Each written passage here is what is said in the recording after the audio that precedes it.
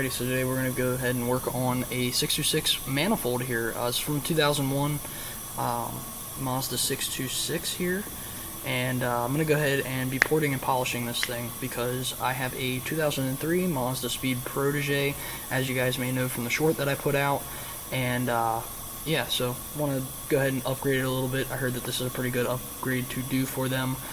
Just some general tools here that you're going to need just to get you started here.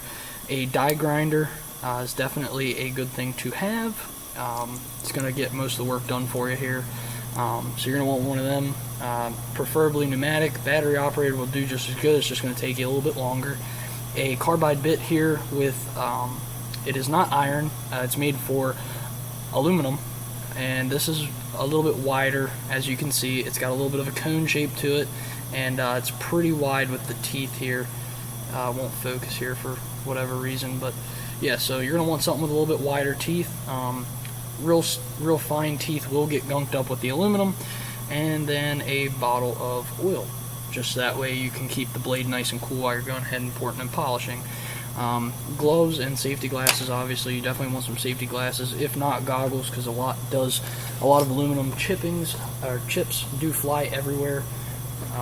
So yeah, definitely be cautious of that. And then I have abrasive sanding rolls here made for die grinders, and these are going to go ahead and help you make sure that your ports are very, very smooth. I only got up to 120 grit, but on something like a die grinder that is spinning pretty fast, it should do the trick and make sure that it's nice and smooth. Now this manifold did have what they call a VTCS, which is just butterfly flaps that go the whole way across. Basically helps with the speed of the air coming into the car below 3,500 RPM, and well, it is very restrictive. So if you take that out, which I do not have the rod or the butterfly flaps anymore, so I'm going to go ahead and possibly be sticking a bolt in there at the end. You can see it's just an open hole there, but you can see that there are some bezels in there, and I am going to be going ahead and smoothing all of that out. Then later I'll show you what it looks like afterwards, and once I get the new gasket, I'll show you how to mark it up and match up the ports to where they need to be, because you definitely don't want to go too big, and you definitely don't want to be too small either, because well, it just won't seal as great. So we'll get on to that, and I'll show you how to do that.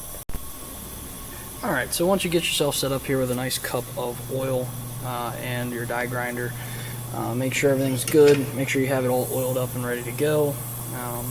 Got your airline on there, and basically you're just going to go ahead and chip away at it nice and easy. Just make sure that you're not digging down real hard into one spot. Just kind of make sure that it's nice and slow. Don't go too hard at one spot, obviously you're going to create a dent there. And I already did a test run here earlier just to make sure that everything was going to go ahead and be good, which it did come out pretty well. I still got some more porting work to do on that, more of a bezel to get down and really smooth that out there. But always make sure that it's nice and clean so you can see everything. Make sure you got plenty of light, and yeah, you'll be good to go. Alright, so here we are. I'm going to be doing this on the floor. The reason I'm going to do this on the floor is because I don't want to make a mess all over my toolbox. So we're going to go ahead and get our oil here. Go ahead and dip the blade in there. Make sure you got a good amount of oil in there. It doesn't have to be a crazy amount. And then just go ahead and make sure you got some type of light with you. If you don't have a very well lit spot, I'm just going to show you how I'm doing this here. Slide this thing over here, and then just kind of start out real nice and slow.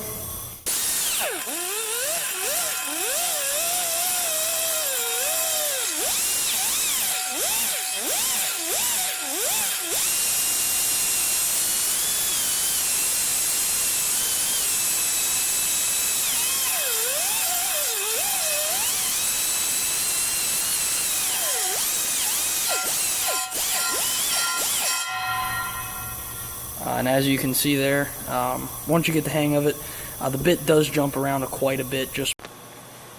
Alrighty, so as I was going to say before my camera went ahead and decided to go ahead and die on me here, yeah, so once you get the feel of it and you know what it's like, just go ahead and remove those bezels nice and slowly. Take your time, make sure everything's nice and smooth, and that's what I'm going to do right now. So I will catch up with you right after I finish this hole here, and I'll show you what my final product is. It's not going to be finished, obviously. We're going to move on to actually porting it out then later once I get that gasket. So I'll be right back. Alright, so once you went ahead and finished up kind of getting rid of them little ends there, you can see I have some Sharpie around it here. Let me get the gasket here and let me show you here what I did. Alrighty, so you're going to have your gasket here, and then you're just going to go ahead and line it up the best that you can. And I took some zip ties, made sure that they were as center as possible with these holes for the bolts. And then I just took a regular fine point, just your standard Sharpie, and went around it so that way I could run a little bit of line and just know where I'm at as far as being able to continue porting. So this one you can see I did go ahead and port out a little bit more. I'm going to continue porting just a hair bit. I don't want to go too crazy with this top section here. So yep, as you can see I really couldn't go any farther on the bottom. So yeah, so I'm going to continue doing this and show you a little bit then, and then what the sanding will look like then after. Alright, so once you're at this point here, I've pretty much ported everything that I want to port at this point. Let me try to zoom in here a little bit for you. There you go, you can see I didn't go too crazy on the port. I just kind of wanted to open it up just a hair bit, just to allow it to flow a little bit better.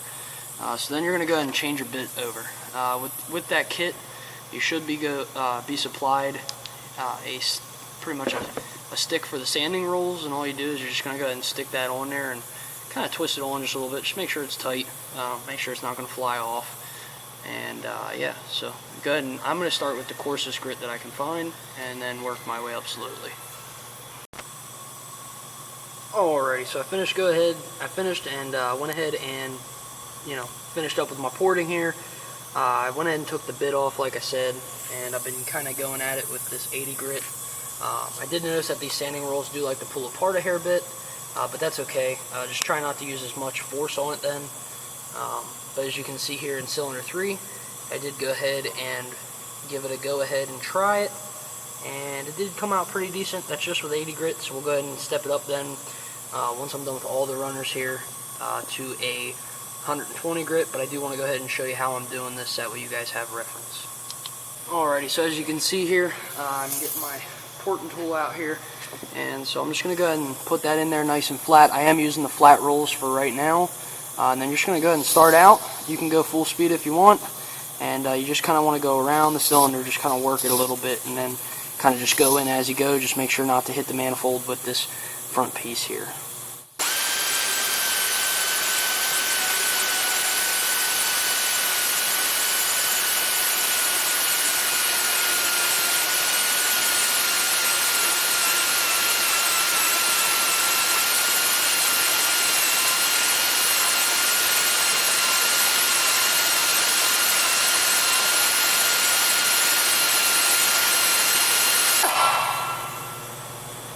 Alright, so as you saw there, just kind of went ahead and gave it a couple rounds. You should be able to stick your finger in there and feel that it is pretty smooth.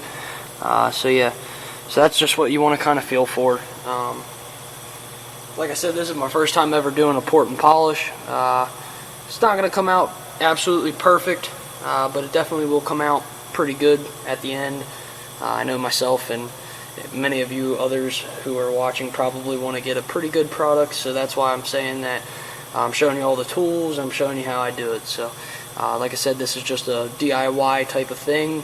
You can take it somewhere and have it done, and I'm sure it'll turn out way better looking than what I'm going to finish with, but that's up to you guys. I don't have a whole lot of money to work with here, but I definitely do want to have something that's a little bit better flowing than what it was stock. Like I said, this is already a manifold change, so it will definitely flow a little bit better, but it never hurts to help them get a lot more air in there, just that way in case you want to continue with mods on your car, you want to modify the car even more, you definitely can, and you won't have to worry about getting more air in.